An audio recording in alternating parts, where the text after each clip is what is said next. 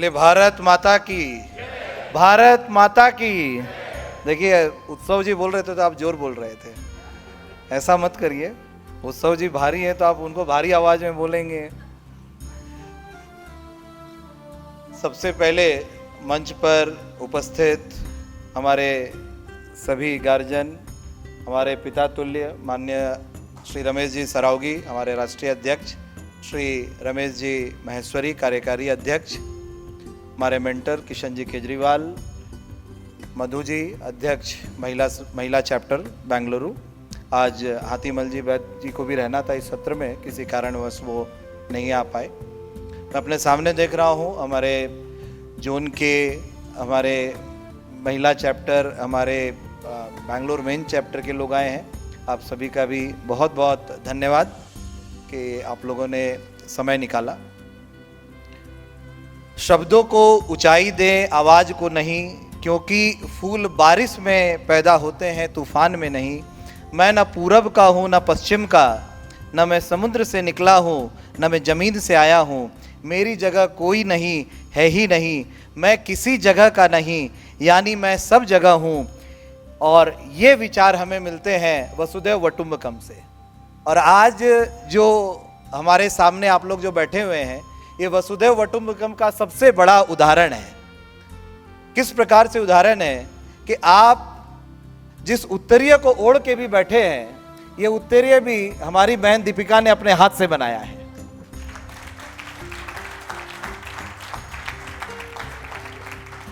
आज हमारे 150 से, दीपिका एक बार आ जाइए, हमारे 150 से अधिक डेलीगेट्स जो यहाँ पर समय से पहुँच पाए, इसके लिए पूरी बेंगलोर युवा टीम को जोरदार तालियों से आप धन्यवाद दें कि एक एक व्यक्ति को एयरपोर्ट जाकर, और यहाँ का एयरपोर्ट कुछ कलकत्ता जैसा नहीं है कि जो 15 मिनट और आधे घंटे में पहुँच जाएं। यहाँ एयरपोर्ट जाना मतलब कलकत्ते से धनबाद जाने के बराबर है। तो बहुत बहुत धन्यवाद पूरी बेंगलोर की युवा टीम का।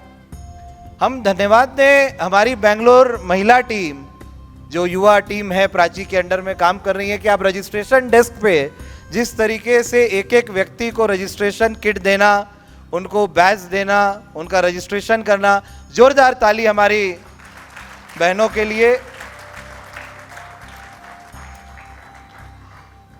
तो बेंगलोर हमें ये सिखाता है कि किसी भी कार्यक्रम को अगर आपको करना है, और मैंने कुछ वीडियोस भी बनाए हैं, आप विश्वास मानिए कि आज सुबह हमारे बेंगलोर के कार्यकर्ता अपने कंधे पर एक कार्टून ढोके ला रहे थे। मैंने बोला आप क्यों ला रहे हैं, कार्यकर्ता हमारे सपोर्ट स्टाफ है वो क्यों नहीं ला रहे हैं?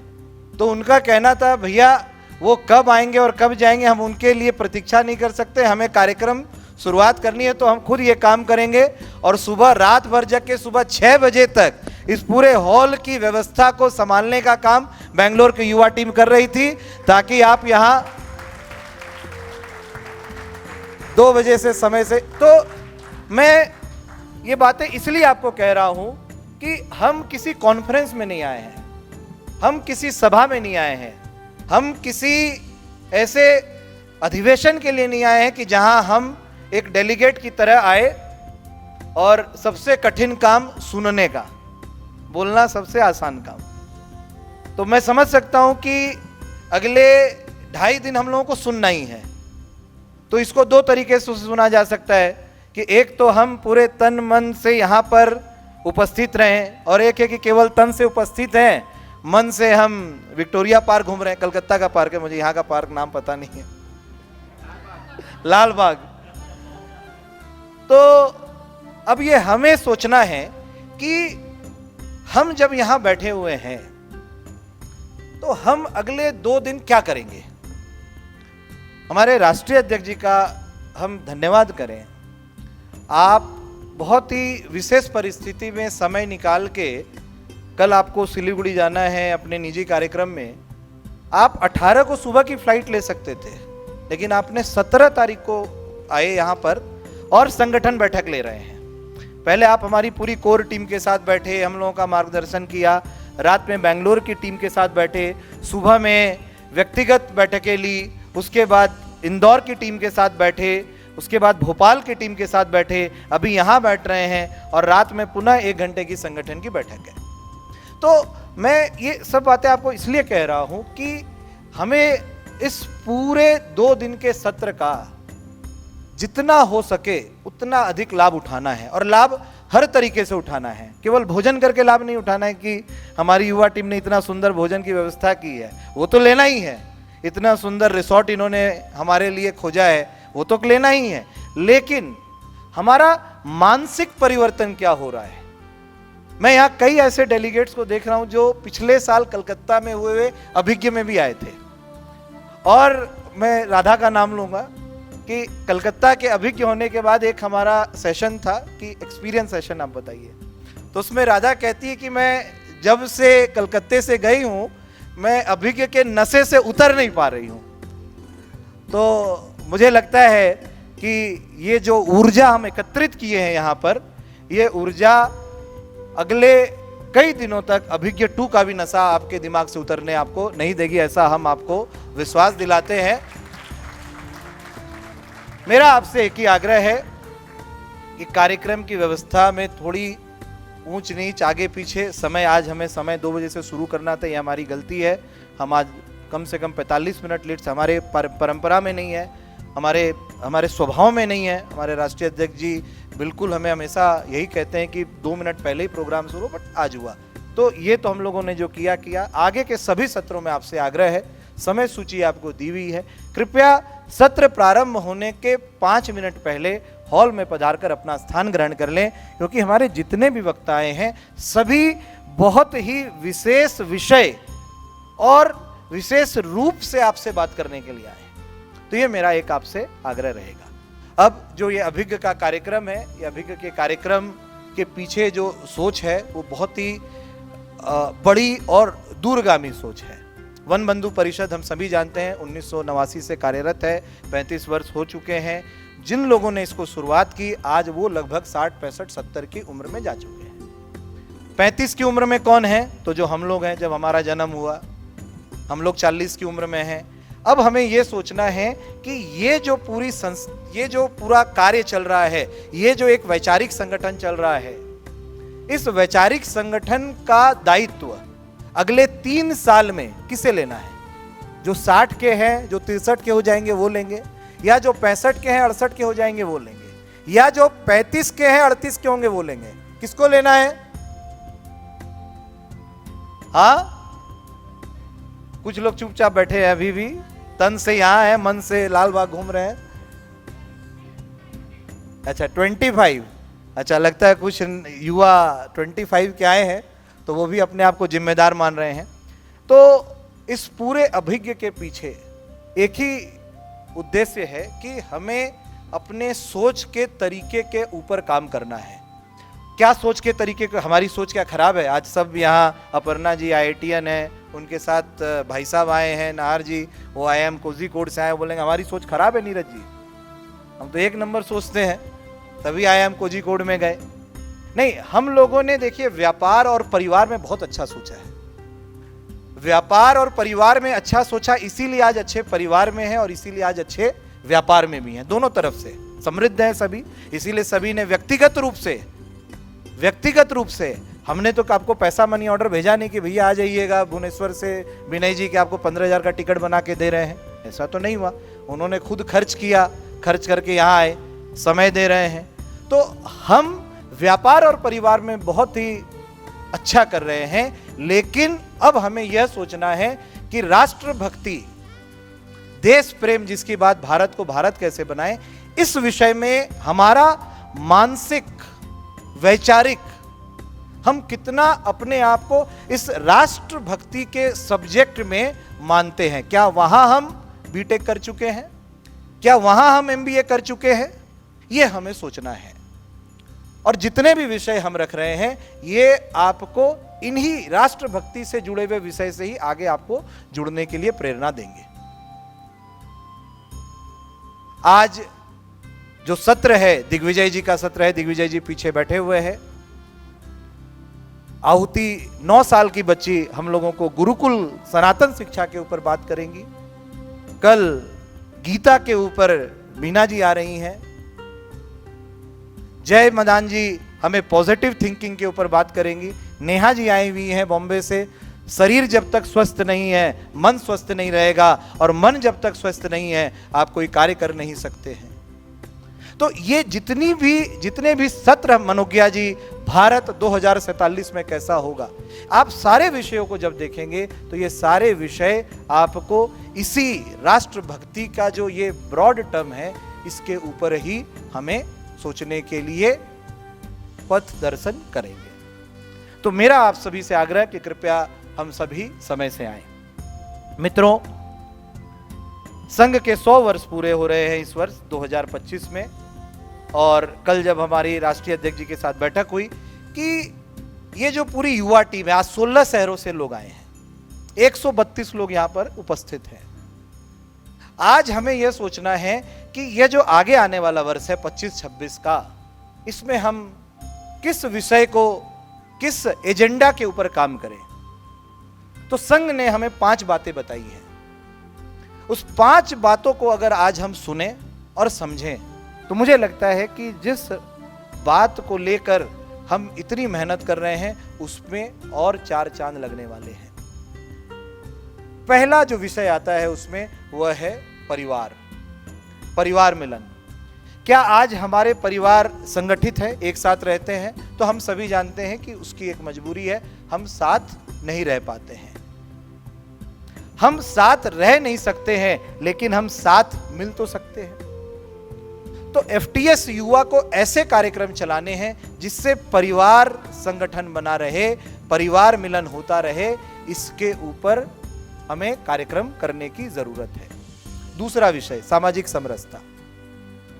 अभी इस सत्र के प्रारंभ होने के पहले इंदौर की टीम के साथ बैठे हुए थे, और जब वहां पर सबरी बस्ती का जो कार्यक्रम लिया गया, उस कार्यक्रम में मुझे बताया गया कि 11 बच्चे जिनसे हमारा कोई दूर दूर तक रिश्ता नहीं है, हम पूरे वर्ष भर में 41 दिनों तक उनके साथ सत्र रखते हैं, उनके ऊपर काम करते हैं, और आज ऐसा है कि वो हमारे परिवार का हिस्सा बन चुके हैं। तो ये जो सामाजिक समरसता है, जिसमें हमारे साथ जितने भी लोग जुड़े हुए हैं, वो किस जाति के हैं, किस पंथ के हैं, किस संप्रदाय से हैं, इस बातों को छोड़कर वो क्या करते हैं, जो हमारे साथ सेवारत रूप में हैं, जो हमारे घर के परिकर हैं, जो हमारे ड्राइवर हैं, जो हमारे ऑफिस में परिकर हैं, आज हम उनसे पहला तो कैसा बर्ताव करते हैं, दूसरा हम उनके साथ किस प्रकार से मिल के रहते हैं। तो एफटीएस युवा को इस विषय के ऊपर भी अपने कार्यक्रम लेने हैं। तीसरा पर्यावरण। हम सभी जानते हैं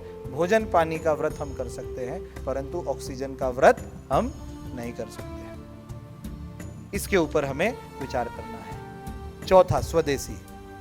आज हम लोगों का कॉन्सेप्ट था कि भाई सभी को कुर्ता पजामा, बहनों को साड़ी, माताओं को साड़ी, तो हम सभी पहन के आ गए, परंतु जब हमारा नॉर्मल लाइफ रहता है तब हमें कोई कहे कि डेली आप ऑफिस चले जाइए कुर्ता पजामा पहन के, हम नहीं जा सकते हैं। ऊपर से नीचे हमारे सारे ब्रांडेड क्लॉथ रहते हैं। हमारे जीवन में आप घड़ी ले लीजिए, हमारे जीवन में गैजेट्स ले लीजिए, टेक्नोलॉजी ले लीजिए, हमारे जीवन में भोजन ले लीजिए, हमारे जीवन में भजन ले लीजिए, हमारे जीवन में वेशभूषा ले लीजिए, सभी में आज विदेशी कंपोनेंट आपको दिखाई देंगे। तो हमें यह सोचना है कि तुरंत तो हम किसी चीज को कर नहीं सकते, लेकिन क्या आगे आने वाले समय में हम इसको बदल सकते हैं। और 5वां नागरिक कर्तव्य। नागरिक कर्तव्य एक ऐसा विषय है जिसका बोध अगर हमने अब नहीं किया, आप विश्वास मानिए ऐसी ताकतें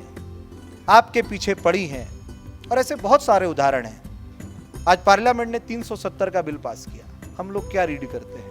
वक्फ कानून अभी अभी पास हुआ, हम क्या रीड करते हैं? आज देश में चुनाव होते हैं, म्युनिसिपैलिटी लेवल पर चुनाव होते हैं, गांव में चुनाव होते हैं, हमारे पास क्या जानकारी है इसकी? आज सुप्रीम कोर्ट के जज कैसे चुने जाते हैं, हमारे पास क्या जानकारी है इसकी? तो ऐसे कई सारे विषय हैं जो एज अ सिटीजन रिस्पॉन्सिबिलिटी अब एज अ एफटीएस युवा मेंबर हम लोगों को जानने और समझने की जरूरत है। तो मुझे लगता है कि ये 2 दिन का सत्र जो रहेगा और ये जो 5 बातें मैंने कही हैं, अगर हम इसको सही तरीके से चिंतन और मनन करें तो मुझे लगता है कि कहीं ना कहीं जब अगले वर्ष हम अभिज्ञ 3 करेंगे तो हम अपने आप को और भी मजबूत स्थिति में पाएंगे। निश्चय ही जिस महान आत्मा के उत्सर्गमय जीवन ने राष्ट्र को तामसी निद्रा से जगाकर प्रबुद्ध भारत को जन्म दिया, ऐसे स्वामी विवेकानंद की प्रेरणा से चलने वाले उस वन बंधु परिषद के हम सभी सदस्य हैं। तो हमें यह निरंतर प्रयास करना है कि हम अपने आचरण से, हम अपने विचार से, हम अपने व्यवहार से किस प्रकार से समाज में एक उदाहरण प्रस्तुत करें। और हमने हमारे राष्ट्रीय कार्यकारिणी को ये कहा है कि हर शहर से ऐसे 11 युवा तैयार होंगे जो अपनी विचारधारा, अपने व्यवहार, अपने आचरण से आगे इस वन बंधु परिषद के कार्य को ले जाने वाले हैं। तो हमें इस 2 दिन के सत्रों में इन बातों का ध्यान रखना है। मैं माननीय पूज्यनीय सरसंघ चालक जी हमारे कूप श्री सुदर्शन, वो एक बात कहते थे, और ये बात उन्होंने कब कही है? 2011 में। 2011 से भारत का भाग्य सूर्य संपूर्ण विश्व के अंदर चमकना शुरू होगा और भारत संपूर्ण विश्व को विश्व बंधुत्व का संदेश देकर एकता के सूत्र में गूंथने का प्रयत्न करेगा। लेकिन उसके पहले, ध्यान से सुनिए ये पंक्ति को, लेकिन उसके पहले आसुरी शक्तियां हमको नष्ट करने का अनेक प्रयत्न करेंगी। और हम सभी आज देख रहे हैं समाज में कि वो आसुरी शक्तियां दिन रात हमारे ऊपर लगी हुई हैं, लेकिन उससे हम डरने वाले नहीं हैं। कभी एक थे हम, हुए आज इतने, नहीं तब डरे तो भला अब डरेंगे। विरोधों के सागर में चट्टान है हम, जो टकराएंगे मौत अपनी मरेंगे। लिया हाथ में ध्वज कभी न झुकेगा, कदम बढ़ रहा है कभी न रुकेगा। न सूरज के सम्मुख अंधेरा टिकेगा, कि निडर है सभी हम, अमर है सभी हम, कि सर पर हमारे वरद हस्त करता, गगन से लहराता भगवा हमारा, गगन से लहराता भगवा हमारा।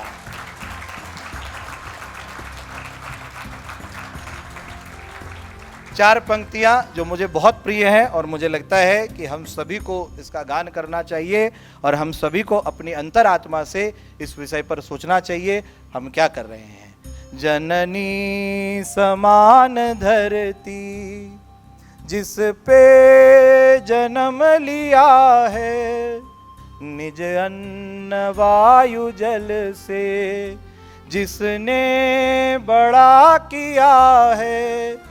जीवन वो कैसा जीवन, इस पे अगर नवारा, भारत हमारी माँ है, भारत का रूप प्यारा, करना इसी की रक्षा, कर्तव्य है हमारा, भारत हमारी माँ है।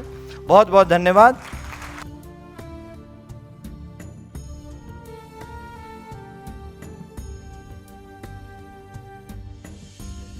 आहुति को कैसे खोज के लाया गया? अच्छा, सही खोजा कि नहीं? देखिए, यही हमें करना है। बैठ जाओ बेटा, आप बैठ जाओ। यही हमारा काम है। जब आहुति का एक वीडियो मैं इंस्टा पे जिस तरीके के कंटेंट को देखता हूं, तो इंस्टा भी मुझे वैसा ही कंटेंट भेजता है। और पिछले बार अभी की भी जब हमने किया था तो मोस्ट ऑफ द स्पीकर्स हमने इंस्टा के कंटेंट से जो आए उसी से बुलाए थे। इस बार जब आहुति का कंटेंट आया और आहुति ने जो भी कहा कि राम क्यों पूजे जाते हैं, ये कविता मनोज मुंतशिर साहब की लिखी हुई है और ये कविता आहुति मनोज मुंतशिर साहब को सुना रही थी। और वो जब आया और जब मैंने देखा कि अरे चेक तो करो, ये बच्ची अगर इतना सुंदर बोल सकती है, तो मन में एक अहंकार भाव भी आया, यार 8 साल की बच्ची को हम क्यों सुने। लेकिन दूसरी तरफ ये लगा कि अगर हम इन्हें सुन लिए तो कम से कम हमारे घर के बच्चे तो जरूर सुधर जाएंगे। और फिर मैंने पूरा इसका कनेक्ट निकालते निकालते इसके मामा जी को संपर्क किया। इसके मामा जी से बात हुई, उन्होंने सहर्ष स्वीकार किया कि हाँ आहुति आएगी। और अयोध्या से आ रही है आहुति, लंबी यात्रा करके आ रही है और आप माता पिता के साथ आए हैं। कृपया जोरदार ताली हम के माता पिता के लिए कि ऐसा संस्कार। देखिए, आज जो आहुति ने एक कविता कही हम लोगों को कि हम हाथ में गुड़िया देते हैं। आप बताइए, जिस हाथ में गुड़िया रहेगी वो महिला आगे जाके किस प्रताड़ना से पीड़ित होगी, इसका तो फाउंडेशन हमने खुद रखा है। और आज ये मेरे लिए भी, मेरी भी एक बेटी है और ये मेरे लिए भी एक शिक्षा है कि आज उसके हाथ में हम क्या देते हैं, उसके मोबाइल में कंटेंट हम क्या देते हैं। आप सोचिए, आपके बच्चों के आइडियल कौन है? क्या आपके बच्चे के आइडियल की फोटो उसके मोबाइल फोन पर लगी हुई है? आप जाकर चेक करिए। आप में से कईयों के बच्चे की उम्र अभी 12 साल, 18 साल, 16 साल की हो रखी होगी। आप जरा उससे पूछिए कि बेटा, तुम क्या मेरी फोटो लगा के मेरी पूजा करने के लिए तैयार हो? एक दिन टेस्ट करिए, तब आपको पता चलेगा कि जो शिक्षा हम दे रहे हैं और जो विद्या हमें देनी है उसमें यही फर्क है। ये शिक्षा और विद्या, इसका फर्क जब तक हम नहीं समझेंगे, हम हमेशा इस समस्या में उलझे रहेंगे और हमें कोई रास्ता नहीं मिलेगा। और इस समस्या का एक ही समाधान है, वो है गुरुकुल।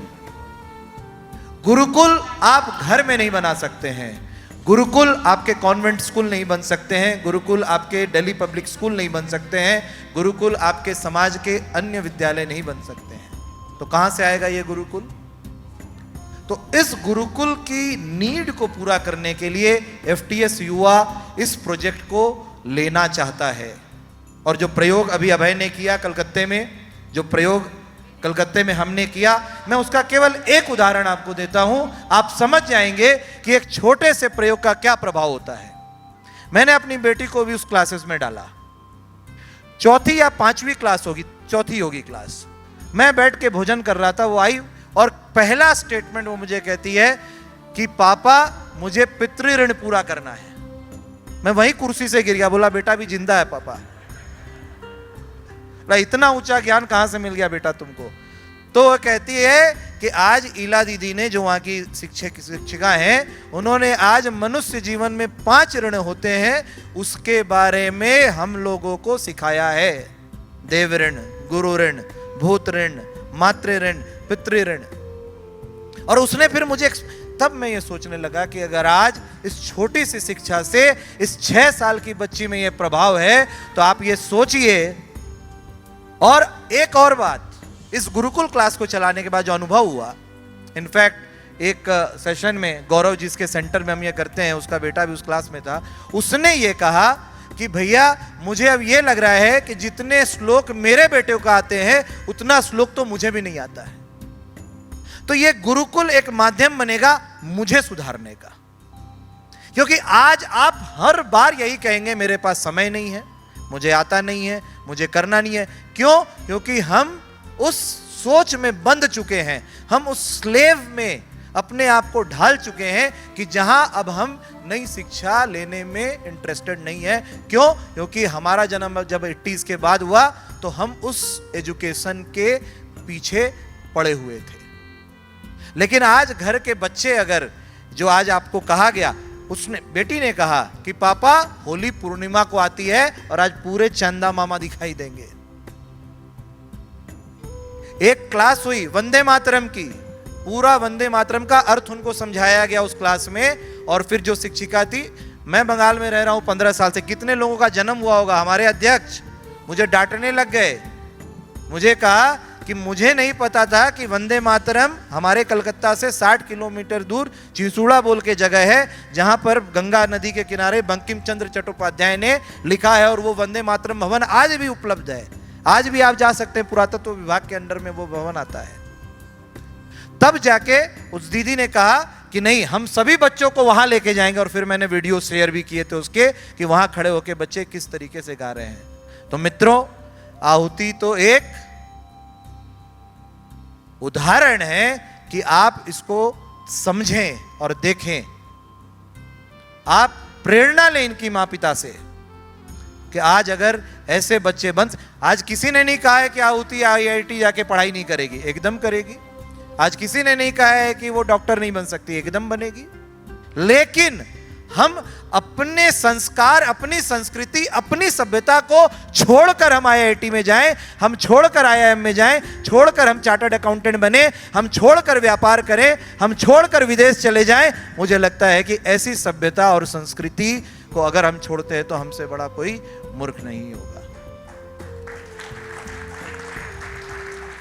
और ऐसे अनेकों उदाहरण समाज में आ रहे हैं, जब बच्चे बहुत पढ़ाई कर लेते हैं और पढ़ाई करने के बाद विदेश चले जाते हैं। और एक परिवार की घटना है, दो भाई विदेश में रहते थे, मां बाप यहां भारत में रहते थे। जब मां का देहांत हुआ कोरोना में, तो एक भाई ने कहा कि बेटा मां के टाइम पर तुम चले जाओ, पिताजी के टाइम पर मैं चला जाऊंगा। आप सोचिए, तो हम उस बड़े प्रोजेक्ट के हिस्से हैं। मैं फिर से कह रहा हूं कि ये जो पूरा अधिवेशन हम रख रहे हैं, ये जो अभिज्ञ कार्यक्रम है, यह कार्यक्रम अपनी चिंतन का है, अपने आप को ठीक करने का है। और अपने घर से, अपने आप को, अपने परिवार को। आज मुझे एक उदाहरण दीजिए कि जो व्यक्ति गीता पढ़ता और वो डिप्रेशन में हो। मुझे एक उदाहरण लेके आइए, आप एक लेके आ जाइए, मैं आपकी सब बात मानने को तैयार हूं। एक उदाहरण लाइए कि जिसने गीता का पाठ रोज किया है, वो उसका बच्चा डिप्रेशन में हो, उसके परिवार में कोई डिप्रेशन में हो। जा ही नहीं सकता है। क्यों? क्योंकि गीता आपको जो मनोविज्ञान के रूप में मजबूती देती है, वैसा ग्रंथ अभी इस पृथ्वी पर दूसरा है नहीं। और अफसोस की बात कि उसी गीता को विदेश से, रसिया से, अमेरिका से, यूरोप से आके इस्कॉन के माध्यम से लोग पढ़ाई कर रहे हैं, परंतु हमारे घर में उस गीता के लिए कोई जगह नहीं है। हमारे 24 घंटे में हमारे पास समय नहीं है कि हम अपने बच्चों के साथ बैठ के उस गीता के ऊपर चिंतन कर सकें। मित्रों, कल इसीलिए एक सत्र गीता के ऊपर भी रखा गया है। तो एक सत्र बहुत सोच के हमने रखा है, और बहुत ही उसका जो मीनिंग है वो हमें यहाँ से लेके जाने की ज़रूरत है। और मुझे लगता है बेटी, तुमको बहुत बहुत बधाई हो, आपके माता पिता को बधाई हो। और बहुत मुझे ये था कि बिटिया 9 साल की कैसे तो इतने अयोध्या से चल के आएगी, क्या तो ये बोलेगी, क्या तो ये करेगी। लेकिन ईश्वरीय कार्य में जब हम जुड़े हैं, दिग्विजय जी ने जो कहा, तो जब आप ईश्वरीय कार्य में रहते हैं तो प्रेरणा उनकी रहती है, हम तो केवल एग्जीक्यूट करते हैं, हम तो माध्यम हैं। तो आप सभी को बहुत बहुत धन्यवाद। और जो प्यार आशीर्वाद आपने आहुति को दिया है, मुझे लगता है कि आइए आगे आने वाले कार्यक्रमों में इस तरीके के बच्चों को हम जरूर प्रोत्साहित करें, उनको अपने इन कार्यक्रमों में अवश्य बुलाएं। ये हमारे एम्बेसडर होने चाहिए, लाखों लाखों रुपया देके। और मैं बहुत ही शालीनता के साथ आपको कहना चाहता हूं कि जब मैंने इनके मामा से कहा कि आपका कोई, तो उन्होंने बहुत शालीनता से कहा कि कोई आपको पारिश्रमिक लगे तो आप दीजिएगा, नहीं तो कोई बात नहीं। तो कोई यह ना समझे कि एक पारिश्रमिक के लिए ये बच्चे यहाँ हैं, नहीं, ये हमें और आपको आईना दिखाने के लिए है। बहुत बहुत धन्यवाद।